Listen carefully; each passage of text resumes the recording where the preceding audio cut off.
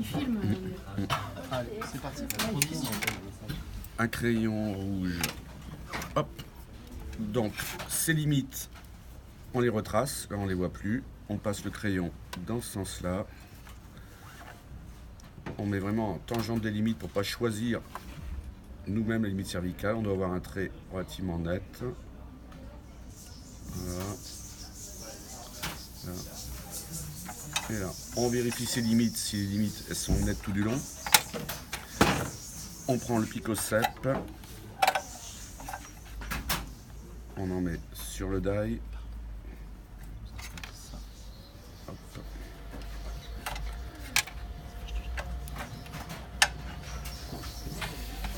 Les points de contact des dents sur le côté. Et l'antagoniste qu'on va travailler, en occlusion. Hop.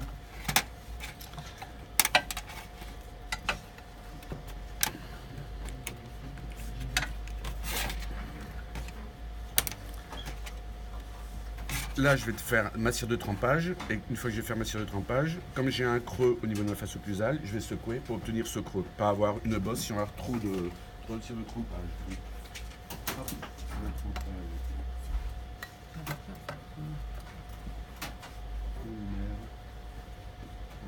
On secoue pour avoir, on voit le creux qui est formé. D'accord ?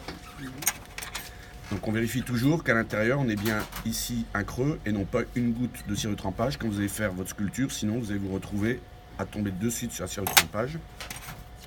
Je coupe mes limites cervicales. Normalement, elles vont se couper toutes seules puisque les limites cervicales, à travers la cire inerte, on voit où elles se situent.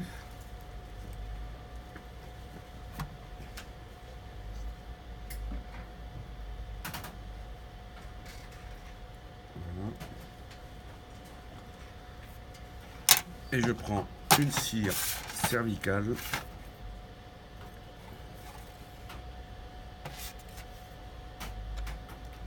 et je viens amener la cire cervicale sur mes limites. Alors ceux qui n'en avaient pas mis assez, par exemple, on avait Louis qui à un moment donné, comme il n'était pas là la semaine dernière, il n'en avait pas mis. Alors on s'est rendu compte qu'on avait vraiment une cire qui se déplaçait, c'est la cire à sculpter se fendillait. Et on avait une sculpture qui tournait autour du moignon. Donc on n'avait aucune stabilité dimensionnelle au niveau de la cire. Et en plus, elle recevait des chocs. Donc elle se fissurait. Donc là, on vient mettre de la cire cervicale bien chaude. Tout le long de la préparation.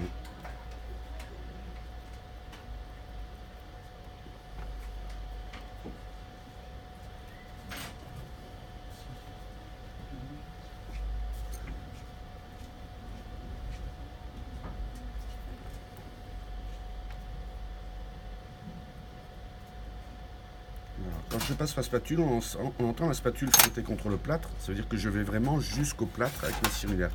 Quand on a mis sa cire inerte, on vient, ou la cire cervicale, on vient vérifier si on n'a pas mis de trop et que ça n'empêche pas l'insertion. On vérifie l'occlusion. On se rend compte que là, on a pas mal de hauteur. C'est-à-dire que j'ai pas de contact entre mon antagoniste et ma cire à sculpter. C'est-à-dire que je peux facilement amener de la cire et avoir une profondeur de sculpture. Je vais commencer par ma partie vestibulaire. La hauteur de cuspide vestibulaire correspond à la hauteur des cuspides des dents voisines. C'est-à-dire qu'ici, j'ai une pointe de cuspide de la prémolaire, une pointe de cuspide au niveau de ma molaire. Ça veut dire qu'ici, j'ai une courbe qui va se former. Il n'est pas question de faire des cuspides à la même hauteur, droite. Je ne vais pas faire un escalier. On a une courbe qui se forme. Cette courbe, c'est la courbe de Spee. Ça veut dire que la hauteur de ma cuspide mésio-vestibulaire de ma molaire va correspondre à peu près à la hauteur de ma prémolaire. Et la cuspide disto-vestibulaire ici va correspondre à la hauteur de cette molaire. D'accord ? Donc je prends ma cire à sculpter, donc j'ai pris mes références. De l'autre côté, j'ai tracé mes axes de crête, c'est-à-dire si le tracé est parti, on se le refait. Voilà, la crête de mes cuspides vestibulaires ici, le sommet est ici. Donc la hauteur est donnée par les dents voisines, mais l'alignement de mes cuspides aussi est donné par cet axe-là. Donc je vais monter mes cuspides dans cet axe-là, à la hauteur entre les cuspides vestibulaires des dents voisines. D'accord ? Donc j'oublie complètement le reste, je me concentre juste seulement sur la face vestibulaire. Donc j'avais une goutte de cire au début.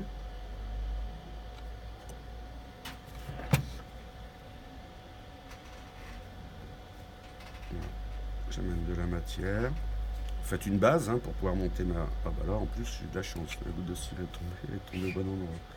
Hop.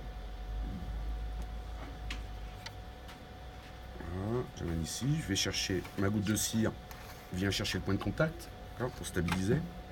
On va le montrer là-bas. Et là, pareil, je viens amener. Donc c'est sûr qu'il faut la morphologie l'avoir dans la tête, puisque là je sais qu'il y a un sillon intercuspidien qui est au milieu d'Adam. Donc là vous avez vu que ma cire, pour l'instant, quand je monte ma cire, je m'arrête au milieu d'Adam. Je ne vais pas venir de l'autre côté, donc là je monte une pointe. Si je souffle, voilà, ouais, on a déjà une forme qui se fait au niveau cuspide. Je vérifie quand même l'occlusion, même si là mes cuspides vestibulaires sont en dehors de l'occlusion malgré tout, et je vérifie dans cet axe-là si je m'aligne correctement par rapport à cette ligne-là. Donc une fois que j'ai déterminé une hauteur, je viens des limites cervicales ici, grossir et déjà former. Hop là, le dossier un peu trop chaude. Voilà, on est là, et hop.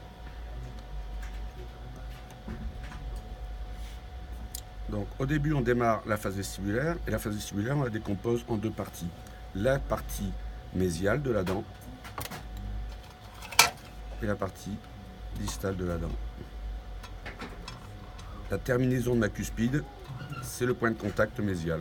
Voilà. Donc là j'ai démarré simplement la cuspide mésio-vestibulaire. Donc elle est faite au niveau hauteur dent voisine, en pensant à cette descente. Je regarde l'alignement, ici je suis en train de m'aligner avec cette dent là. Donc on a la hauteur qui est déterminée par les dents voisines, et je suis concentré juste à faire la moitié de la dent. Je vais attaquer maintenant à amener la même chose, une base ici, pour pouvoir monter de la cire.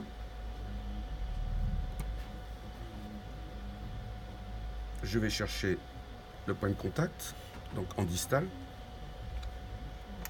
Voilà, pareil.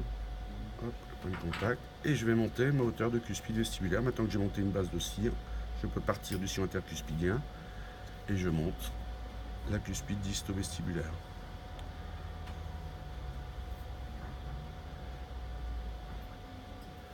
Voilà, là je suis en train de déterminer ma hauteur, d'accord ?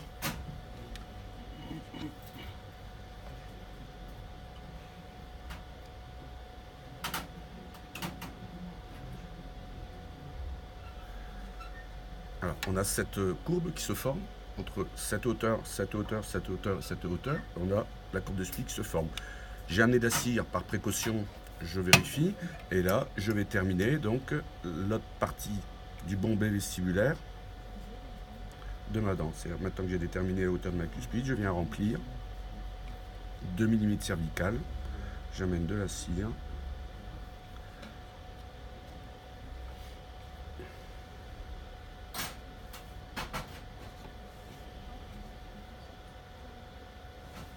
Voilà. Et la direction. Et on choisit, en fait, la cire va suivre la chaleur. C'est-à-dire, je pose une goutte de cire et je l'amène ici pour venir chercher mon point de contact. Ouais. Donc on a une phase vestibulaire. Pour l'instant, on gratte rien du tout. Hein. Pour l'instant, on se monte des repères. C'est-à-dire à la fin, je prendrai une spatule pour venir gratter un petit peu, arrondir, adoucir un petit peu des sculptures qui sont pour l'instant brutes. Hein. Voilà, une goutte de cire un peu plus chaude. Voilà, donc là j'ai monté l'alignement dans ce sens-là et j'ai monté simplement la phase vestibulaire. D'accord, on se concentre juste là-dessus. Je vérifie mon alignement. Donc j'ai une ligne là, une ligne là, une ligne là, et je vois que dans l'alignement de mes pointes de cuspide des dents voisines, j'ai l'alignement qui se fait bien. Je ne suis pas trop vestibulé ni trop rentré. Une fois que c'est fait, j'oublie ma partie donc vestibulaire et je fais la même chose avec la partie palatine. Alors la partie palatine, pareil, je vais monter une base pour pouvoir monter ma cire. Je pars ici.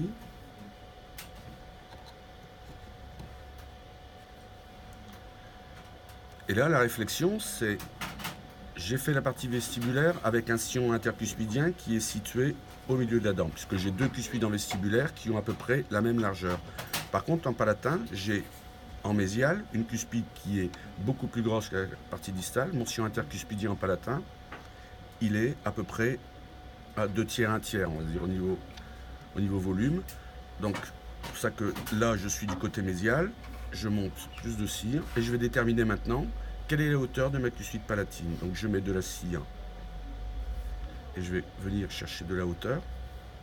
Mais par rapport au cuspide vestibulaire cette fois-ci, c'est mon occlusion, puisque là on a une relation cuspide-fosse, c'est mon occlusion qui va déterminer à quelle hauteur est ma cuspide. Donc je monte pour l'instant une pointe et je viens fermer l'occlusion.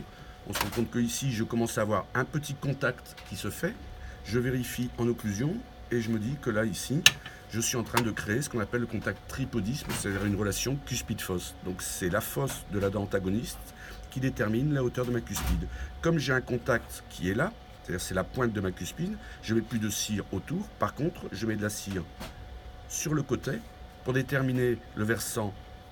Ça, c'est le versant mésial de ma cuspide mésiopalatine, d'accord? Et là, je suis en train de chercher, et l'occlusion va m'aider à la trouver, quelle est la hauteur, puisque j'ai la hauteur de ma pointe de cuspide maintenant, quelle est la hauteur du versant mésial de ma cuspide mésiopalatine. Donc voilà, je mets son versant, j'écoute le bruit au niveau du plâtre.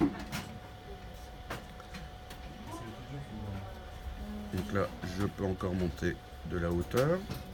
Alors ma hauteur est déterminée aussi par la crête marginale de la dent voisine. Hein. Toujours le bruit de plâtre. Et là, on voit bien, ici, j'ai un contact très net. D'accord? Donc là, j'ai atteint le sommet de ma cuspide mésiopalatine. Je vais remplir l'arrière, c'est-à-dire terminer un petit peu. Maintenant que j'ai déterminé sa hauteur, je vais amener une goutte de cire assez chaude. Je la pose, je chauffe ma spatule. Et puis, hop, je viens rejoindre ce que j'avais obtenu au niveau de mes versants de la matière. Et hop, ici, voilà, je viens lisser ma cire. Je viens vérifier en occlusion. Et là, j'ai un contact qui se fait. Ni plus moins le contact, c'est... On est en train de vous dire que je ne peux pas aller plus en palatin. Cette pente qui est donnée là, c'est la pente de ma dent voisine, c'est cette pente qui est là. Mon axe de sculpture à la fin, je vais pouvoir gratter dans ce sens-là, et je sais que ma sculpture, elle va s'arrêter ici. Celui qui viendrait au-delà de ça, il doit être interpellé par ce versant qui est donné. Ça, j'ai donc, l'occlusion m'a donné le versant distal de ma cuspide mésiopalatine. Une fois que j'ai ces repères, je viens faire la cuspide. Hop, pardon, je viens faire déterminer ma cuspide distopalatine. Donc je monte pareil au début une base en dessous, puisque là sinon je vais monter dans le vide. Donc je gonfle un petit peu en dessous pour avoir une base, pour monter, et je vais rechercher la hauteur de ma cuspide distopalatine. Donc là pour l'instant je monte une goutte de cire. Voilà. Quand on commence à prendre de la hauteur un peu, on ferme pour voir l'occlusion. Ah bah là, ça s'est fermé mieux.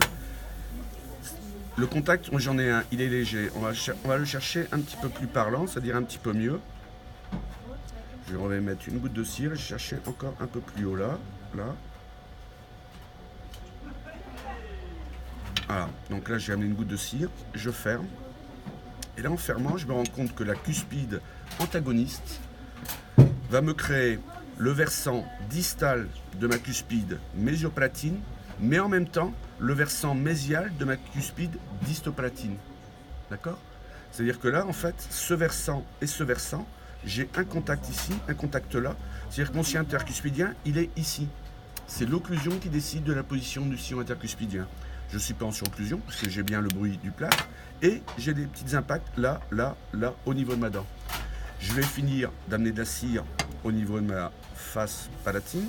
Donc je pars, comme j'ai déterminé la hauteur, maintenant je viens de cette hauteur, des limites cervicales, amener de la cire, qu'à la fin on va pouvoir lisser.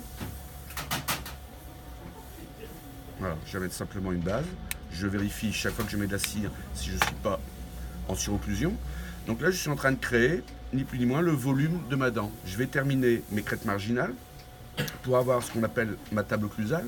Les crêtes marginales, c'est simple, c'est je prends mon trait de crayon, je le passe sur la dent voisine, au niveau des crêtes marginales des dents voisines. Je vais venir de cette hauteur-là, rejoindre ma partie vestibulaire, en longeant la crête marginale, en étant ni plus bas ni plus haut. Donc je prends une goutte de cire, je pars d'un endroit déterminé, ici.